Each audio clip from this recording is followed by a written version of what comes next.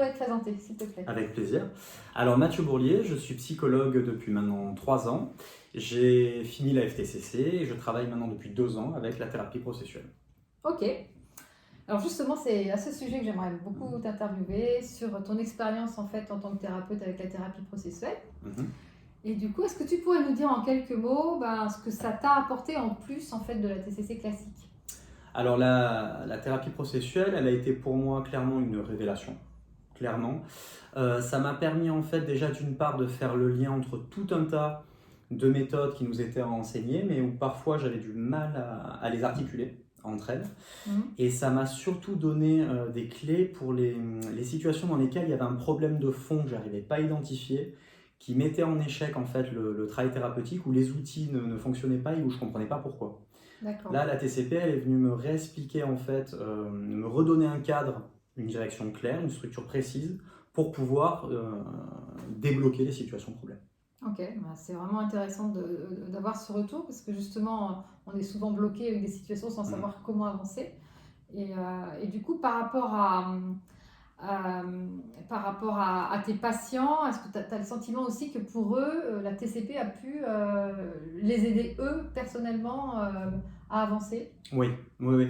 Il y a eu vraiment beaucoup de situations où lorsque ça bloque, ça bloque.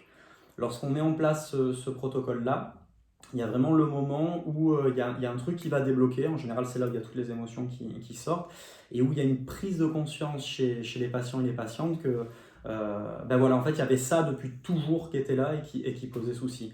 Et ça, c'est un moment qui est très fort au niveau thérapeutique et qui est difficile, mais qui est très agréable parce qu'il permet du coup d'avancer et enfin de partir sur des bonnes bases. Donc en général, il y a des patients qui, le plus souvent, ce qu'on entend, c'est waouh, je me rendais pas compte qu'il y avait ça en fait depuis si longtemps. Ok. Et du coup, est-ce que tu aurais un exemple concret rapidement à nous décrire sur une situation que tu as pu débloquer avec la TCP? Ouais, là justement, récemment, ça devait faire quand même pas mal de séances, hein, bien 5 à 10 séances qu'on tournait un peu autour du pot, donc on sentait qu'il y avait quelque chose qui bloquait.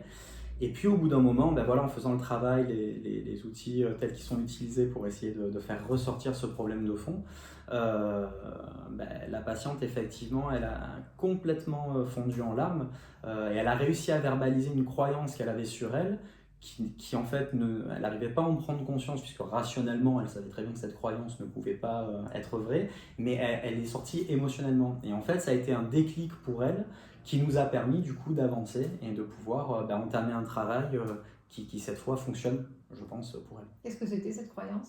Je n'existe pas. D'accord. Donc rationnellement, c'était compliqué parce qu'elle sait bien qu'elle existe. Mais D'accord, bien sûr. là, il y avait tout ça émotionnellement. Ok. Juste pour conclure, est-ce que tu as quelque chose à rajouter qui te semblerait important?